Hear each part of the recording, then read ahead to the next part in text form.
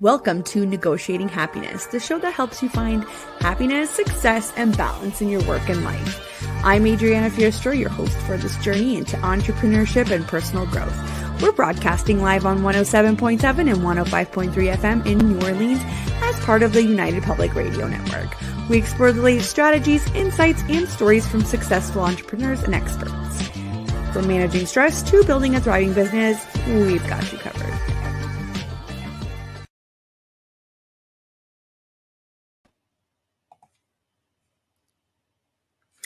Good afternoon, everybody. It is June 24th, 2024. We are broadcasting live on the United Public Radio Network and UFO Paranormal Radio Network on 105.3 and 107.7 FM in New Orleans. It's 1 o'clock in Eastern time here, so please grab your lunch, grab your coffee, and join us. Today we have another lovely guest, and I'm so excited. We get to talk all about the social media world and how to navigate in business. Hello, Kristina. How are you? Oh, Adriana, thank you so much for having me. I'm so excited to be here.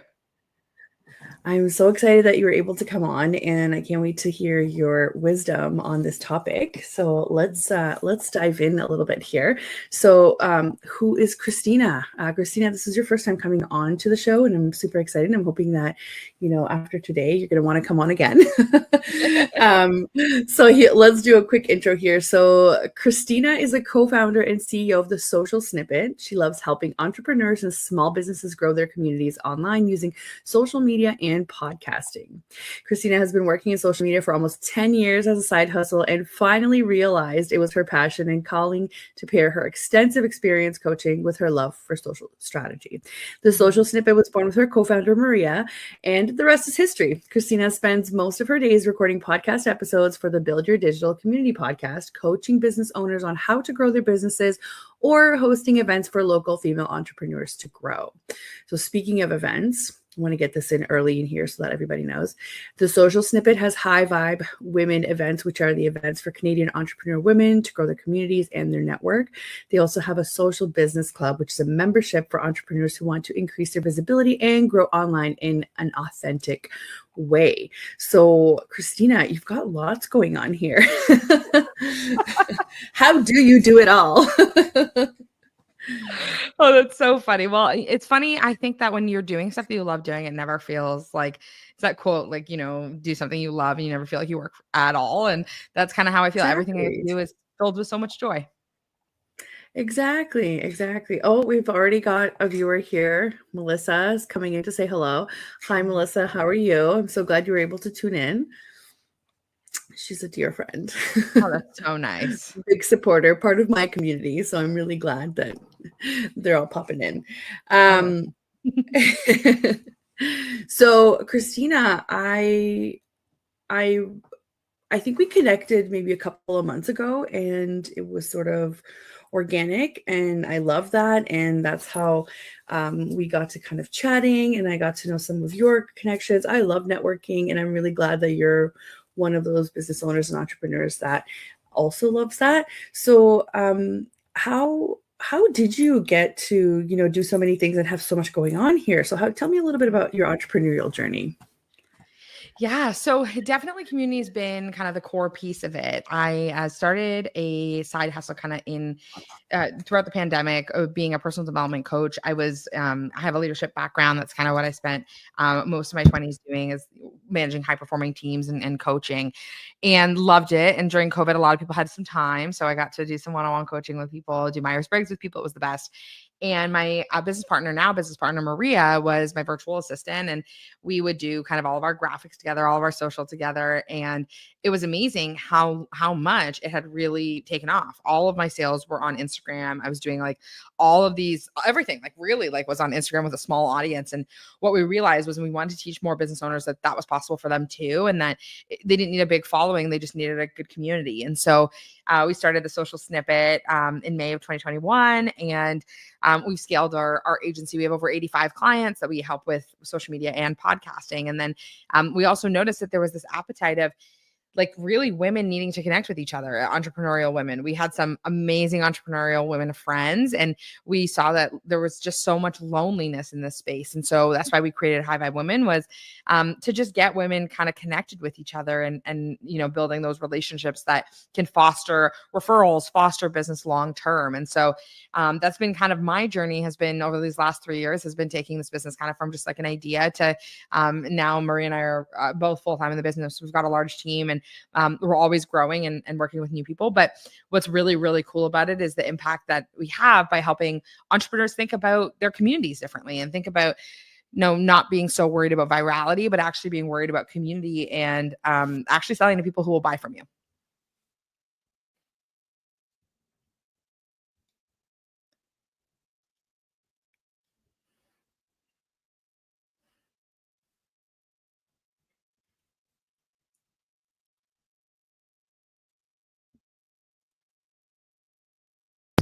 Oh, sorry guys, we've got some technical difficulties here.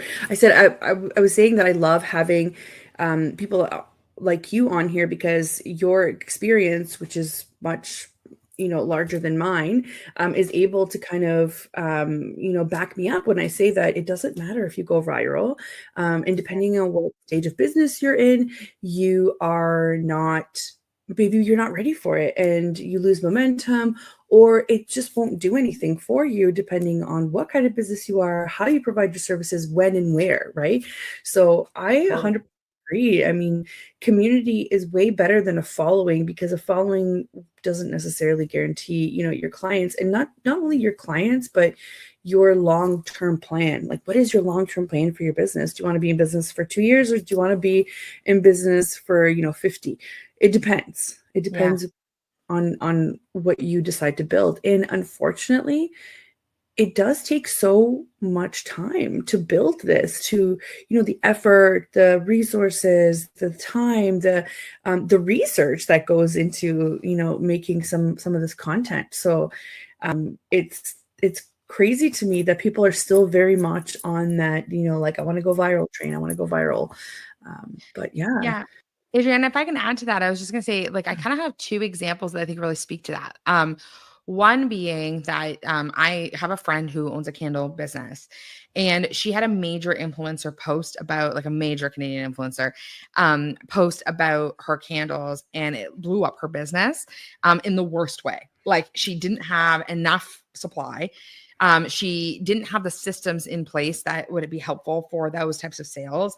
Like, it was just very, like, it was very humbling for her. Like, she had people who were upset, like, and that was really interesting, because it really brought to light the fact that, like, virality actually wasn't what she was looking for. Some exposure was great, but what she needed to do was actually build better back-end systems in her business so that she could build some of these things. And that stuff takes time.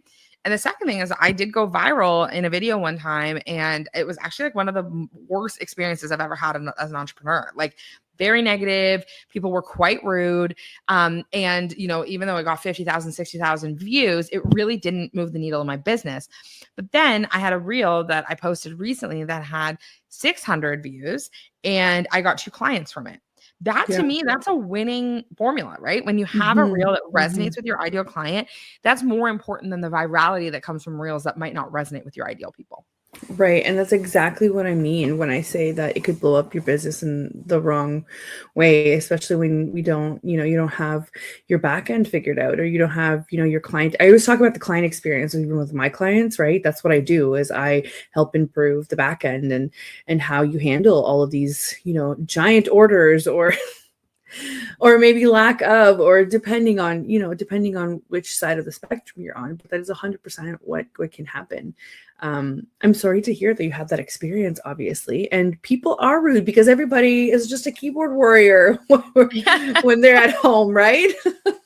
But the truth of it is that it's yes, that, and the fact that something that's always given me a lot of solace as a business owner is that, like, nobody who is doing more than me in business is judging me.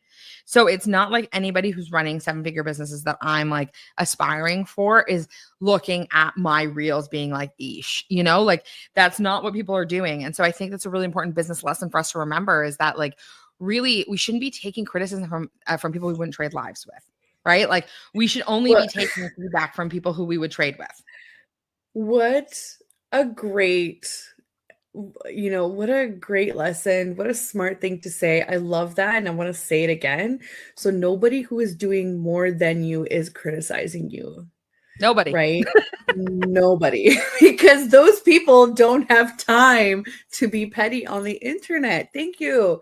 Thank you. Well, Adriana, Honestly. I've had this experience too, where I'll have people who are building agencies or are new social media managers, and they're like, "Oh, you saw my video, like that must have been so cringy for you." And I'm like, "Do you think I care? Like, do you think that if that resonates with you, that resonates with you. If that's the way you want to do it, that's the way you want to do it." Or like, I'm even thinking about some of our clients who they're always so fearful. Like I'll pull up their Instagram and they're like, like, "Oh my gosh, like, are you going to give me feedback?" And I'm like, "I might give you feedback, but I don't know anything about your craft."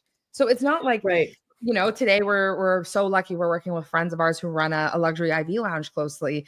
And we were talking about this at lunch, that it's like, I don't know how to do IVs. I'm not judging the way that she puts in IVs. Like, so it's okay. We all have our own craft, and no one who is doing more than us is judging us. And so that's really important. And that's why I think seeking that virality really comes from that like wanting of like affirmation from people. But there's also this huge downside that comes with virality. And that sometimes is like more than people can bear for their mental health. And so I think Yeah. it's about actually just focusing on those community building measures rather than being so fearful of virality and trying to make money off of that. Right, right. That's exactly it. I think that we often forget that social media is supposed to be used as a tool when we start living in it, right? And I've talked to a couple of entrepreneurs recently that have told me, "Hey, so sorry I'm getting back to your DMs so late, but I've taken a break." And I'm like, "Good for you. Good for you that you've taken a break, and good for you that you're reevaluating how much time you need to put into this."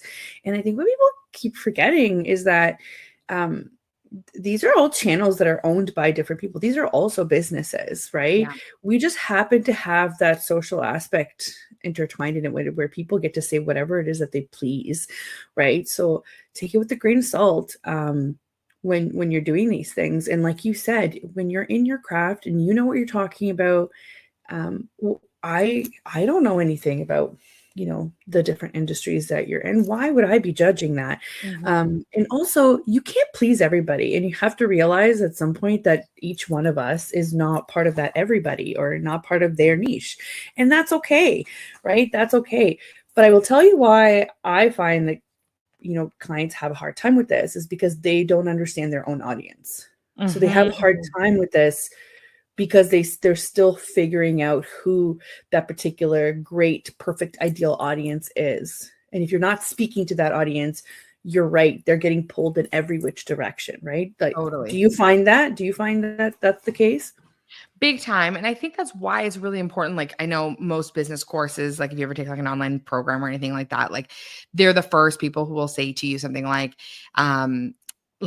something like, make a client avatar, name them, like, do they have Starbucks? Do they play lacrosse on the weekends? Like, all of these things. That's important for sure. But I think you almost can't market until you know who your ideal client is, because it's just not worth it for you to have all of these people following you if it's not going to make a difference or move the needle.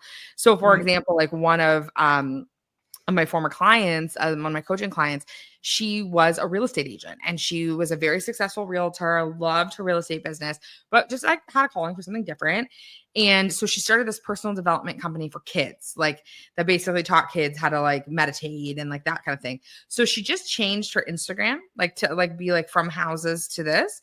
And she's like, "Oh my gosh, I'm hemorrhaging followers. Like, this is insane. Like, how did I lose so many followers?" I'm like, because these people don't care about Right. children's meditations. Like, and Right. so it's better to start from zero and have 100 people who care about your craft than have 10 million who are never going to buy from you.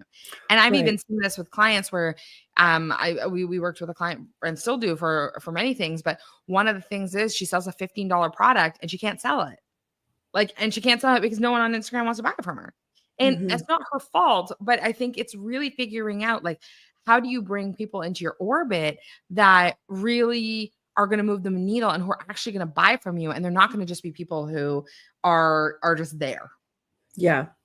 Yeah. And this is the difference between you doing things on your own and hitting that plateau and getting somebody who knows what they're doing and helping you, get past that plateau. And I say this all the time, maybe you're not at that stage where you can invest the money back in your business, but it is important. And I always say, right, like I tried to provide as much information as possible to people. I said, do you even have the professional dashboard on your Instagram? Or do you go on Meta on Facebook and look at who your audience is? Do you, do you talk to some of your clients? Have you ever done a little bit of research and say, hey, what's the first thing you notice when you look at my socials? These are all really great tools to start with. And once you get to the point where you need somebody like you, Kristina, then you can present, this information to you to say, how do I refine this? How can you help me move this needle better now that I have this kind of information? But I think everybody needs to get really up close and personal with either, how are you presenting yourself to the world? How are you presenting your services to the world? What else can you do? Is your website a part of this? Is your website something that people want to stay on once they get there? Like there's so many things that kind of stem off from social media that we could all get help with, right?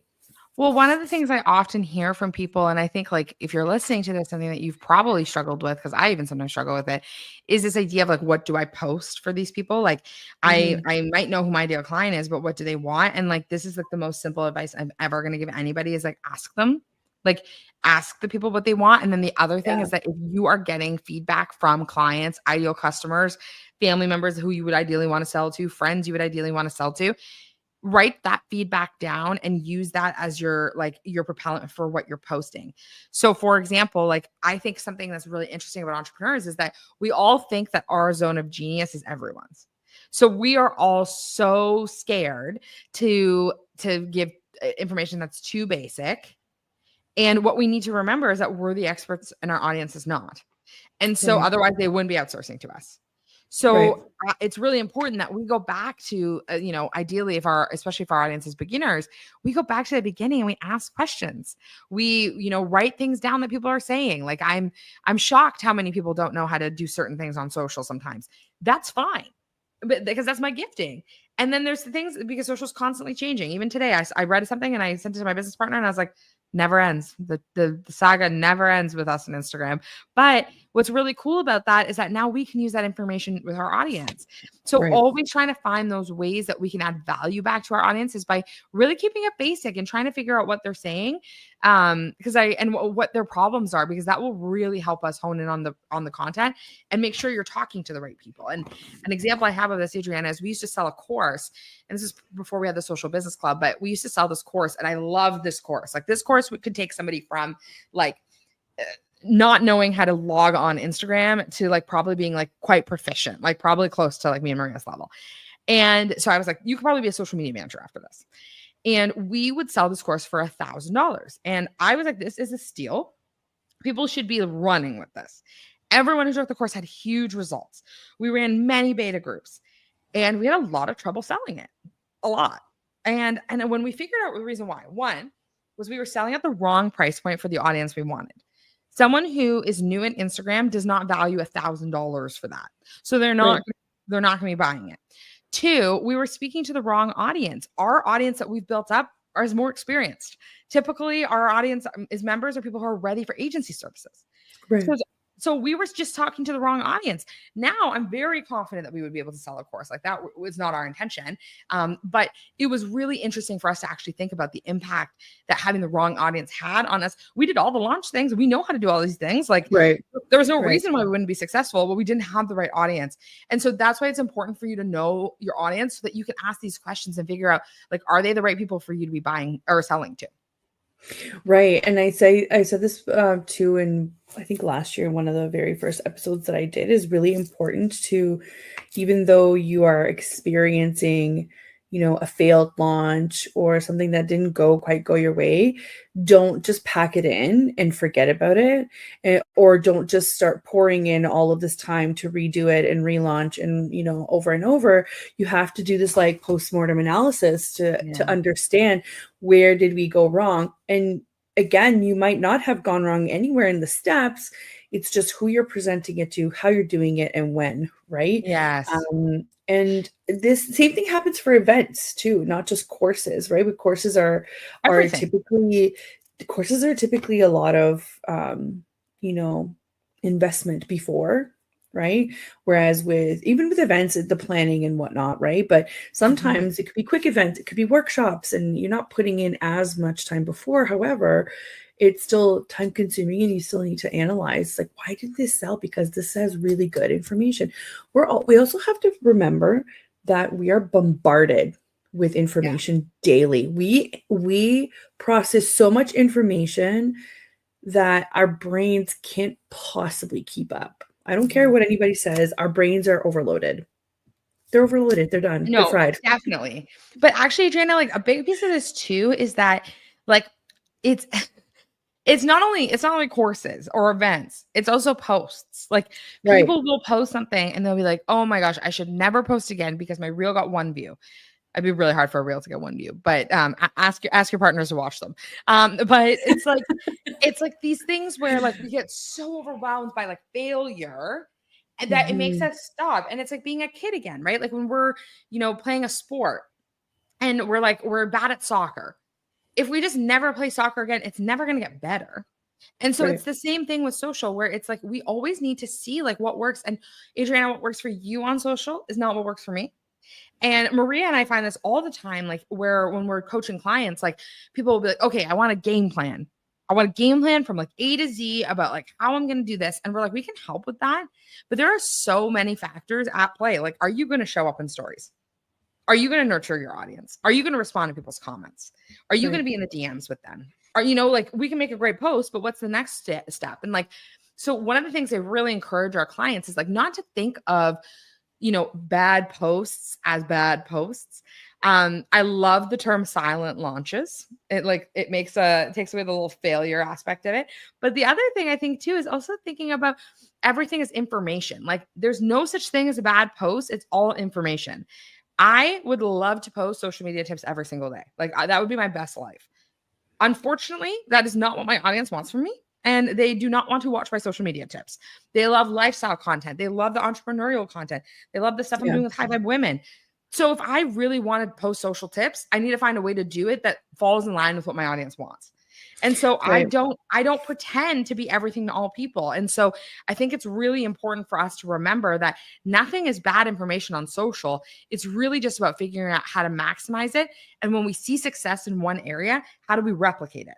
Right. That's really the kind of wind I would put sales behind for sure. Yeah, so I agree. I agree with what you're saying. It all makes sense to me.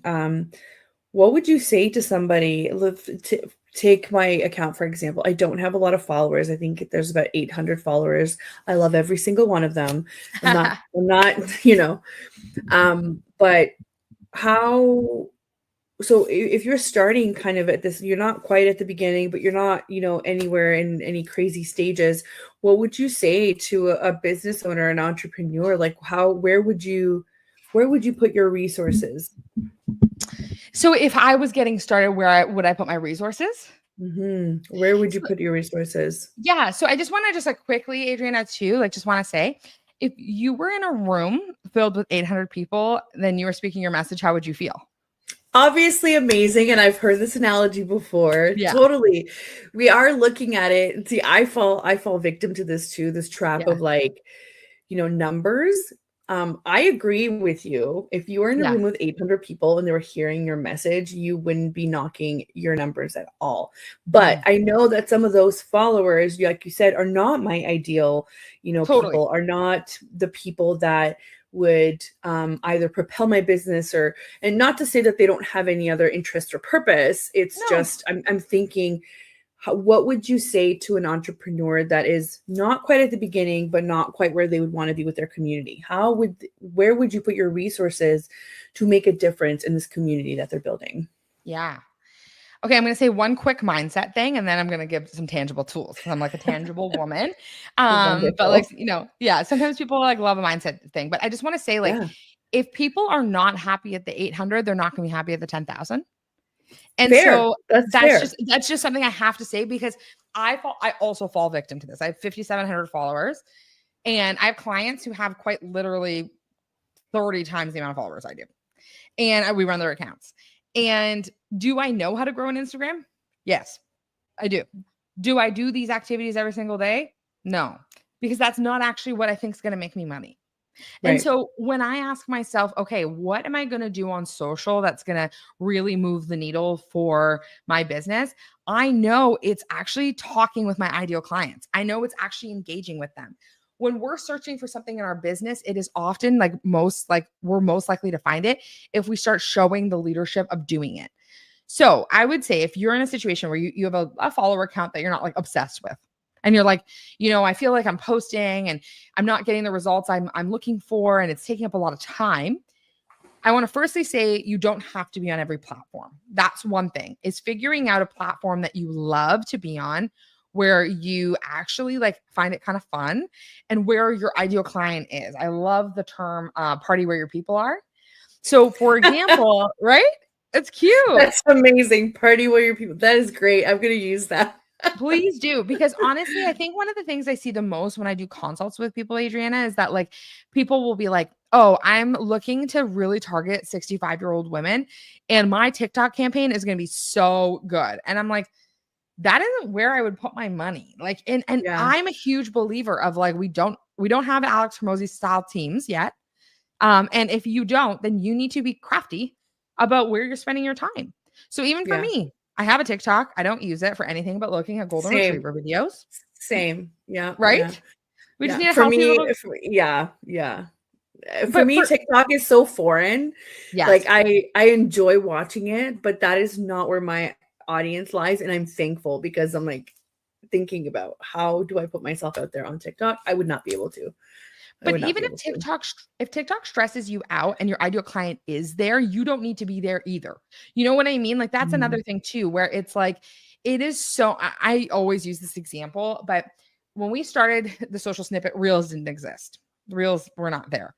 And about 1 month in, these weird rectangular videos came out, and we were like, oh my goodness, this is probably going to change some things for us. And it surely did. Yeah. And what was so interesting was at the beginning, I don't know if you remember, Adriana, Reels were dancing and pointing. Yeah. And you would point, you would dance, and you'd be like, oh, look at me. Like, And it was all about the trending sound. Like if you didn't have the trending sound, it wasn't going anywhere. Going nowhere. Yeah. And I would have clients who would send me these dancing videos, and they looked like I was holding them up at gunpoint doing it. Like it was horrible. And I would be like, I don't want to post this because this doesn't even look good. Like it's like not like you're not in the energy of someone who someone's going to buy from. Yeah. So if I want you, people want to buy from happy people. People want to buy from people who look like they know what they're doing, who know like what their craft is. And so for me, it's like really figuring out like, how do you like to make content? And sometimes that's written. Sometimes, and maybe you're a LinkedIn maven. Maybe it's not video. Maybe it is video and they're short snippets. Like, so it's figuring out really how to maximize your time and spending the time doing that. Because honestly, I feel like too many people spend way too much time doing too many things. So they don't see results anywhere because it's scattered focus. So I think choosing one platform you love, if I'm struggling with social, I'm choosing one platform I love. I'm going all in there. I'm looking at people who I really respect. I'm seeing what they're doing to motivate their community and kind of get excited about that. Not copying, just taking a look. And then I'm leveraging one strategy on social. Yeah, and I agree with that. And funny enough, I've made comments in the last couple of episodes about how I've seen growth in my Instagram account in the last couple of months, and I've gotten quite a few clients from there. And I was shocked because up until then, my website was my lead generator, and it was just refreshing. It was starting to show. I had been, consistent for some time. And even though it wasn't anything crazy, I literally started out with, I just want to have one post a week where I'm consistent. And I put out some information out there that I really want people to know. And it started showing, and it did. Yeah. And I had clients that said, I scoured your Instagram account and I've seen your posts and I see what you talk about. I'm like, great. right? But I'm also a solopreneur that is not looking to go viral, that is not looking to have, 50 leads a week, because I just wouldn't be able to handle that. So that's where I think people tend to blur the lines, is where they don't know what they're looking for, and they don't have that awareness of what do you actually need to do. And I love that you're saying, scattered focus. That's a thing that happens not only with social media, Totally. but in marketing in general, and in my other area, in tech. They have a scattered focus. They want to install every single platform ever. They want to implement every single platform ever, and they all overlap, and they're all expensive, and they all tend to do typically the same thing. So it happens. It happens a lot as an entrepreneur, because our brains are always going and they're always thinking of things. And sometimes we just need that person to kind of pull us back and say, hey, let's have some sort of strategy in place, or some sort of plan that we can stick to, that is, tangible and realistic, right? So 100%. I love that you talk about that. We're halfway through here, so we're just going to do a quick station intro. So for those of you that are just tuning in, you are listening to Negotiating Happiness, and we are live on the United Public Radio Network and UFO Paranormal Radio Network at 105.3 and 107.7 FM in New Orleans. And some of our shows are actually on Roku TV as well, if you wanted to sit back, relax, and watch us on your big screen. We are live right now on the radio, but also on 8 different platforms. So if you guys have any questions or comments, please, submit your comment, and we'll feature you, and we'll try and answer any questions you may have. I'm here with the lovely Kristina from the Social Snippet. We're talking all about building a community, not just a following. We're talking about socials. We're talking about business entrepreneurs, about events for entrepreneurial women. And I forgot to do this at the beginning, but Kristina, tell us a little bit about where you are locally, and who your clients are, and kind of where they're from. Yeah, so I live in Waterloo, in Ontario, Canada, which is the best. I love our little region.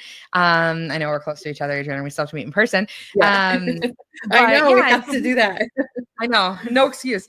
But I work with clients all over the world. We have a client in Australia, we have a client in Mexico, we've got a client everywhere, and all over the US and Canada. We have about 85 clients we work with day in and day out. And then, but one of my other side passions is bringing together Canadian entrepreneurial women through the High Vibe Women events. So highvibewomen.ca, and we run 2 100-person events a year, and then a bunch of little pop-ups that I love. So those are kind of the things that keep me super busy.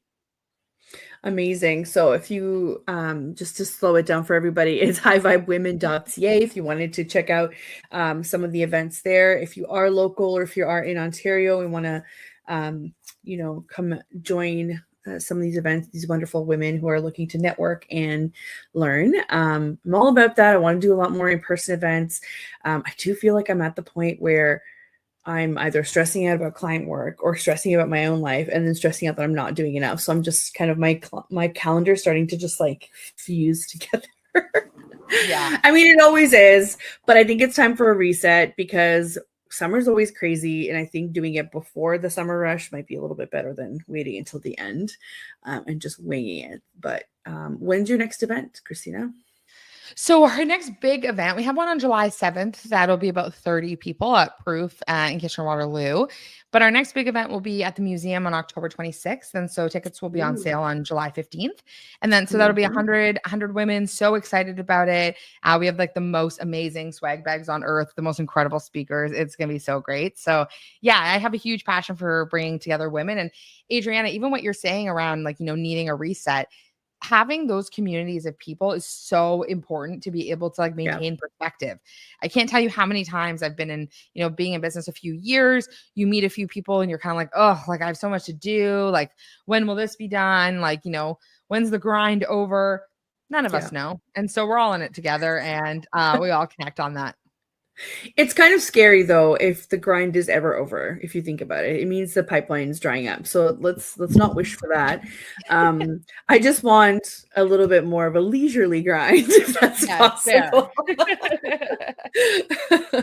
It also depends, right? It depends on what you're looking for. I had a really interesting conversation one time with an entrepreneur who had to scale down Yeah, because she realized that it just wasn't what she wanted. She didn't want to manage 15 people. She was fine with managing 3. And you have to realize more numbers also means more costs and, expenses and time spent dealing with that, or administrative things and so on and so forth. So this was closer to the beginning of my journey where I just it helped me mind shift a little bit, where I'm like, wait, I'm always chasing like the up, but I'm not chasing the ideal. So chasing the up and chasing what your ideal is very different things, right? So 100%. let's put that into like community context. So Yeah.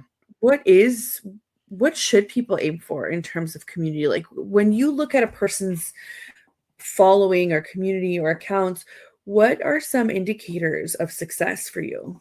Hmm. Yeah. So there's so many things to say because I think it's so different for so many different people. But like one of the things that comes to mind for me when I look at people's accounts and I'm like, oh, they've got a good community. There are people who get a lot of engagement. So there are Mm, people are commenting on their posts, people are DMing them. I was joking about this a few weeks ago. I was in the US and I went shooting for the first time. I'd never seen a gun ever before. And so one of my friends in the US was like, let me take you shooting. And it was very casual, but I posted this video and I think I got something like 40 DMs from this video. And I'm like, ooh, I'm not a gun woman. Like this is like the off brand for me. But what was interesting was it showed me how much people were interested in like kind of what I was up to and like what I was doing while traveling. And so it's interesting. I think community can look in a bunch of different ways, but I think engagement's one of the key ways you can see successful community. And then you also want to ask yourself, like, do you have super fans? Like, are there people mm, who, whenever you post that you're selling something, are they people who ask you questions? Do they DM you? Are they like, what's the situation there? Like, are they involved? That's really yeah. important. Because those are the people I like. I love social media. I'll say this till I'm blue in the face, but honestly, like the best way to get business is referral. And Yeah. so Yeah. if that's the case, then how do you build an amazing referral network? And so social is the start of that. But from there, it's also like, how do you nurture people? Like, how many people are repeat buyers? What's the lifetime value of a buyer? Thinking about some of those things. Right. And that makes so much sense to me. But also I just remember I think I gave 2 referrals last week and I directed those people to their Instagram accounts. So Yeah. it does matter. So even when it is a referral, it does matter how you put them into contact. And I mean, I typically do the corporate thing and I introduce people via email too, but it it's like, what's your calling card, right? So once you have Totally. a good calling card, like your Instagram account, I don't know, your Facebook, your TikTok, whatever that may be, that helps give this person that was just referred with your name a kind of a taste of what it is that you do or what you're like. And Yeah. I do think that people appreciate some of the personal things on there. I personally struggle with where's the line. So I tend to err on the side of caution where I'm Yeah. just like, oh, maybe I won't post, what Zach and I are doing, my son. Mm. But I have a bunch of content from my trip. I took a 3-week trip and I'm just kind of like, I gotta post it. I gotta post it. I was posting some stories here and there, so people kind of knew I was away. Yeah. They knew I was out of office, but it's kind of like, oh, what do I post? Like, is this going to be boring for people? Am I not shooting the right kind of content? And I think I just need to do it and get over it and just be Totally. like, this is just me. If you work with me, this is just me, And we have to remember that, like, so a few things there I'm just going to quickly say is like, one, we need to remember that people buy from people. So Yeah. it's really important for us to, like, you don't need to go on there and tell everyone like your menstrual cycle calendar, but you can go on there and you can tell them information that like makes them feel connected to you. Yeah. I talk Yeah. a lot about the entrepreneurial stuff that I do. I talk about my dog Patrick. I'm not talking about anything too private. And anything that fuels the line for me. Like I don't typically talk about anything political. I don't talk about really too much values based stuff. I just don't want to get involved. That's fine. That's my personal choice. I also don't Yeah. care if people do it. it doesn't really make a difference to me. So we think it's really about finding that line for yourself where it's not like I feel cringy and this is like bad kind of thing, but more like what feels good for you and what feels like exciting, because otherwise you're just not going to post anything, and that like paralysis takes away from the opportunity. Yeah. And I was also going to say too, Adriana, Right. like, you have no idea who's watching you when you're posting on Instagram. So you might be like, I'm posting and I'm not seeing any traction. And I've had this many times where actually it was funny. This woman reached out recently to do flowers for High Vibe Women. And I'm so excited about this collaboration. And she was like, I have been following your business since day one. And I was like, who are you? I've never even seen your name before.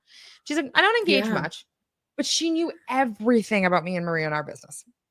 And that was really cool to see, because it was such a cool idea of the fact that you have no idea who's waiting to work with you, or how many times I've been told that our services are on people's vision boards. Wow, you might be on someone's vision board. You have no idea. Yeah. So just remembering that in terms of impact, there's a lot of potential always that you're actually making much more impact than you see on social.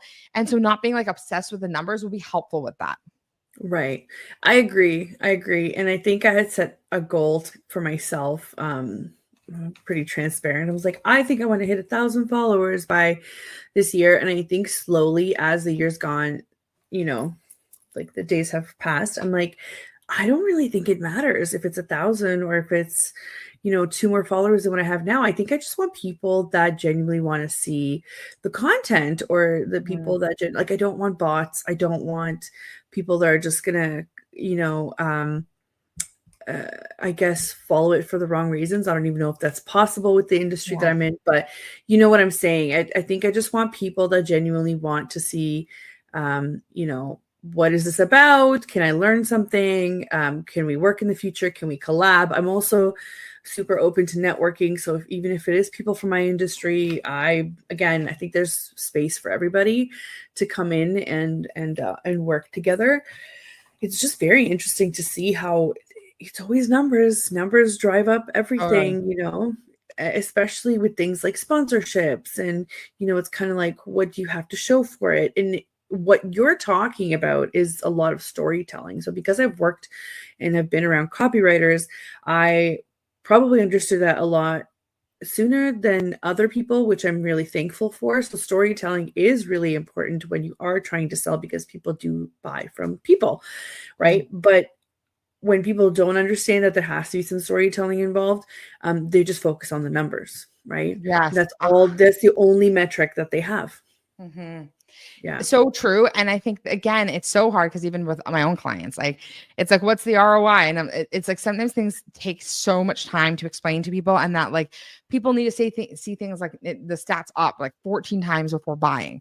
So you're not going to post one time and make a sale. That's just, it's not that likely. No. So it's those reps of building that community. And the other thing I was going to say too, is that when you're networking, whether that be on social or off, you're not only networking with the person you're talking to, you're networking with their network. So even for me, for example, I'm a super referrer. I give referrals it's my day job. I probably do 2 or 3 a day. I meet so many new people. I always leave every new conversation with, what do you need in your business right now? I get wonderful answers from that. Hey, I need someone. Do you know someone who does ads? I need an assistant. I need a podcast. I've had people be like, we're done talking, and they're like, I really need someone to help me with my podcast management. And I'm like, me? And they're like, oh, I didn't know you did podcast management, because it's social snippet. And I'm like, oh my goodness. Okay, good to know for me to finesse my own messaging. It's crazy. Sometimes we don't even know who's in our network. And even an example, I posted on Instagram the other day, because we're looking for someone to embroider some sweaters. And my team had been hunting for people, because I preemptively bought all the sweaters. It was an error. I should have ordered them. I bought them. And now I need these sweaters embroidered. So I have all these sweaters, and I'm like, and my team cannot find someone who can do this. I post on Instagram. I'm like, who will embroider these sweaters for me? I had 18 people reach out being like, hey, I know somebody. I have a friend. I know somebody. You can be that person for somebody. So don't sell yourself short if you're posting on social and it's not making impact, because you have no idea. It is kind of like your little business card. It is a way for people to be connecting with you, and you have no idea what people are looking for, and they need your unique solution to the problem. Yeah. And like I said, it's, you can't be everybody's cup of tea, and that's okay. Right. The moment you get to that I guess, point in your business, you start feeling grateful that you can say it's okay, like that would have not worked out, or you wouldn't have been happy, I wouldn't have been happy. We're not each other's cup of tea, and that's okay. And that's kind of how socials work. Somebody's gonna like what you're posting, and other people are not, and that's okay. That's why building a community is more important, to be with those people that are your cup of tea versus those people that are just going to be there as a number. They're not really, propelling you forward or anything. They might actually propel you backwards, because negativity, I feel like it just seeps off of the screen sometimes. Totally. Right? And that's such a social media, like at its core, is a reflection of humanity in my experience, right? Like you get the best, you get the worst, you get the most amazing things, you get those puppy videos, you get the baby saving videos, you get it all. But what's so true about social, like at its core, is we don't like everybody, and that's okay. So there's so many social media managers, like everywhere I look, there's a social media. I went to an event the other day that I coached at, and there were 3 social media managers in the room, and there were 12 of us there. And I was like, that's a lot of social media managers, but like every single one of us had a different solution to our problem. One of them was obsessed with video. Another one was brand new, and she loved to be on site with people. I have more of a digital agency. So we're not typically on site. We are today, but not typically on site with people. So that was an interesting perspective, where I was like, you need to raise your prices, and you need different systems. And she was like, you need an offering where you're in person. And this other girl was like, I love making content. I make content for you guys. Like we all have different strengths. And so I think it's also okay, like as service providers, like that's why I think polarizing social works. I don't recommend it for business owners if you're sensitive or if you're just getting started. Because you spend a lot of time defending your opinion, which is like not what I think is helpful for business time. No. Yeah. But that's why we like polarizing social, is because it helps us negotiate what we think about people and things. So I think it's just remembering that, like, you're not going to be for everybody. It's like anything in life, but the people you are for, you're really going to be for. And then that's awesome. Yeah.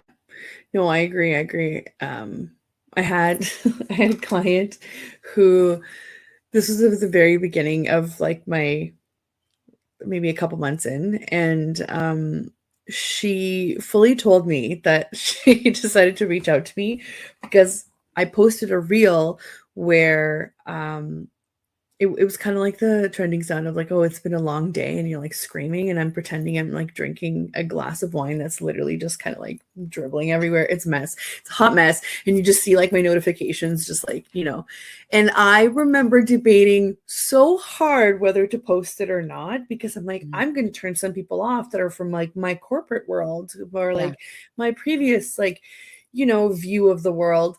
And she went with me because of that reel. And then I also realized that she also had this view. I mean, she had swear words in her marketing because she just wanted to be who she was, and people connected with her. And she has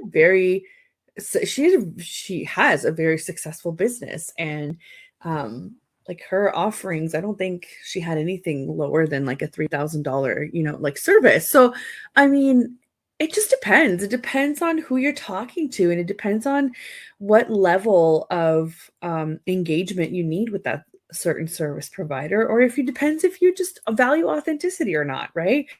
100%. I've learned so much. I've learned so much since starting it out, but I totally agree. I think that socials just being a reflection of humanity. I think that's the best piece of it, is that like you're going to attract different people than I will, and people love real. And even for example, like we had a client one time work with us, and I was like, oh, like why did you choose to work with us? And I at first I was a little offended with the way she said this, but now I've grown up and I'm a little more wise. But she basically was like, you just look so real. And I was like, what does that mean? And she's like, you don't wear any makeup. Like you're kind of like rough around the edges. And I was like, rough around the edges? Like, oh my God. And like, I was so offended by it. And then I was like, okay, I'm back in my dress pants era. Like she brought me back in. But what she actually meant by that was that like I'm not like super done up, and I'm very casual, and I swear all the time, and I like, I'm not telling people to go viral and wear like crop tops and jump on a trampoline. You know what I mean? Like I'm just like, I'm telling people to do stuff that actually works in their business. And so I think like at the time I was a little like, but again, that's what attracted her to me, was that I was so casual and real. And so people are going to love that about me. And then there's people who are looking for corporate people, and that's fine too. And that's great. Yeah, yeah, and that's what I realized too. And I think once I kind of stepped away a little bit more off of the corporate idea, because that was my background, I even the types of clients obviously started changing naturally. Not like, nothing contentious, nothing negative. It's just slowly it started attracting more people that would work well with me. So I 100% agree. And for the record, I have done many of these episodes with literally no makeup on, Yeah. frizzy hair, and just whatever it is I had on, because sometimes working from home is just that, working from home. It's funny. My business partner and I Yeah. were texting there this morning, and I was like, "Oh, like, I have to pop out of our sprint because I have to do a radio interview." And then she was like, "Oh, that's awesome." And she's like, "Did you prepare? Like, what are you gonna wear?" And I was like, "Well, it's the radio, so like, not like too worried about what I'm wearing." But I was like, but from a video perspective, I was like, "The brush gave my hair a little brush, and I'm ready to go," because I wouldn't want to pretend to be anything else that I'm not. And I Right. think Right. for social media, no matter like like just to wrap for you on that is like for social media, that's what people are looking for. They're not looking for Yeah. perfect. They're looking for Yeah. value. And so Yeah. if you can provide value to your ideal client, that is 10 times better than you looking super cute and then not doing anything because you're fearful. Right. Right. It's also, I think we've also evolved a little bit. At first, Instagram, Facebook, it was all about the aesthetics. And Facebook was a little bit more personal because you had a personal account too. But I think we're slowly evolving on Instagram from just the aesthetics. And I'm super excited about that because it means that authenticity is being valued more and more, especially with things like, let's say parenting, right? That Mhm. those are always huge. It's like you can't always be a, a perfect parent or a perfect mom. And here I am, I'm like, I'm trying to run a business and I'm also trying to be a mom. And some days I can barely hold it together. And Instagram, for example, was causing a lot of anxiety, but that happens to business owners too, or the people are also overwhelmed. So if they're Yeah. seeing always all of the things you're doing wrong, or all the things they're doing wrong, they're not going to feel supported. So I think having those posts where it balances, like, here's me and here's what I should be doing and here's what I'm actually doing, and it's okay because I get to do more of this. I think it goes way farther than just like, this is my perfect life, this is my perfect business, this is what I do every single day to achieve. And I hate those posts of like, make 10K a week or whatever the Yeah. the timeline might be, right? So I love the authenticity, and we don't always have to be perfectly aesthetic online. Mhm. We've got a comment here. Hello, ladies. I hope you're doing well. Hello from Texas. Well, hello, Charles from Texas. Thank you for tuning in. We're Okay. both saying hello from Canada. Mhm. Thanks for tuning in onto our chat about socials and business and community. And here it is. We also have a community at the radio here at the United Public Radio Network. We have multiple platforms, and this community keeps showing up and up and up, and it's great. And we have many categories. For example, the show is in the lifestyle category, and we have a lot of UFO and paranormal shows as well. They're in their own different category, but the network has been able to build this community on so many different platforms. I think it's amazing, Facebook and YouTube and Soundcloud. So thank you everybody for showing up. I love it. An hour has flown by though. Going by. Flown by. So my last question before we wrap up is kind of, as Kristina, as the individual, not as the business owner, not as, the partner, the family member, the person that needs to hold it together for other people. What makes this worth it for you? And what do you do that your setup allows you to do that brings you joy? For example, for me, it's traveling, right? But what is it that, I get so many random answers and I love it. Like, some people are like, I can wake up at 5 a.m. and work out and it sets my day off right. I'm like, wow, that is the last thing that I'd be picking for myself, but I'm so glad that you are happy doing this, right? or they'll say, I can go golfing. And I was like, amazing. I think I've done this like in my life, but it just shows how different we are. So I want to know, what makes it worth it to you? Yeah, I think like day in and day out, like I love the variety and the flexibility. Like I love like I truly believe like I am living my dream life. Like I meet with so many amazing people. I get to connect like awesome businesses. I know that every business we work with, like it's their heart that they're doing these things. And that's what makes us want to work with them. But for me, it's like the thought of building like a something larger than me for my lifetime, like being able to create, legacy for my family, but more often, like really just making impact in the time I've got here. Not promise much. So I'm happy to make the most of the days that I've got. Yes. Oh, I did see, we have a question here from the Leaders Lounge. Philomena has a question. She says, how do you decompress? I just noticed that it's on our Instagram board here. So cute. Yeah, I would say that that's not like my highest strength of all time is like balance. But what I will say, like what's been really, really helpful for me. Yeah. Like, and I think you'll find that like across the board, it's like, it's hard to decompress because it does feel like your business is an extension of who you are. And, but for me, like what's been really helpful in these last few months, especially is I take a day off every week. And I know that sounds nuts because you're supposed to get 2 days off.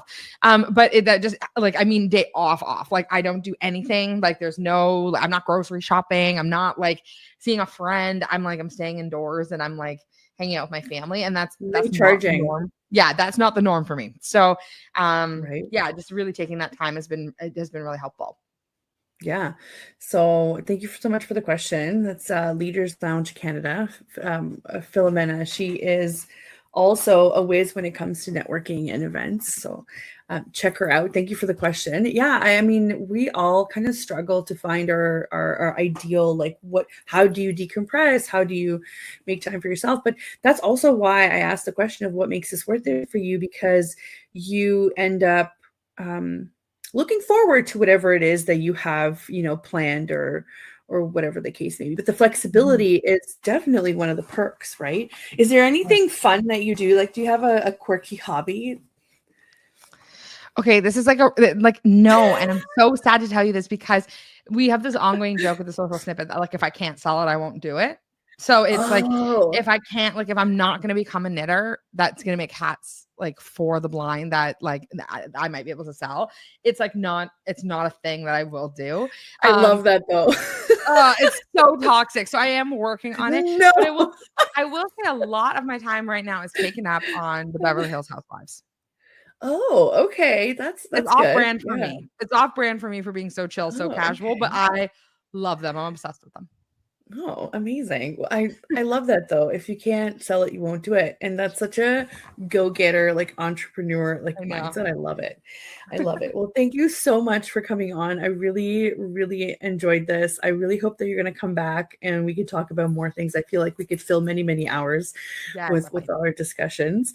And thank you so much for sharing all of your practical, like tangible, realistic advice. We definitely appreciate it. So if anybody is looking to get a hold of Kristina, I'm going to put the banner back up here. You can find her on Instagram at thesocialsnippet. Or if you're looking to look at some of the events here. Oh, I forgot to say too, it's highvibewomen.ca, but you have a promo and it's thesocialbusinessclub.ca, and you can use the code podcast for your first month off for $1 for your first month to listen in on and to be a part of the membership, correct? Yep. Yeah. Our membership's awesome, especially if you're feeling like you don't know where to go with social media and it's feeling like kind of hard. Yeah, definitely join us. There's an amazing community of 50 people in there. And we help people build community. We teach you how to do social from A to Z. Amazing. I'm going to pop the promo in the comments as well. So it's going to post across the 8 different channels there. And hopefully if people want to use it, they have the thesocialbusinessclub.ca link out there too. So thank you so much for coming on again. I really appreciate your time. And also thank you so much for the platform, to the United Public Radio Network, and everybody that has a hand in running the platform, and to the chat room. Thank you everybody for showing up. And we will see you guys next week on the United Public Radio Network and UFO Paranormal Radio Network. Have a wonderful, wonderful rest of your week.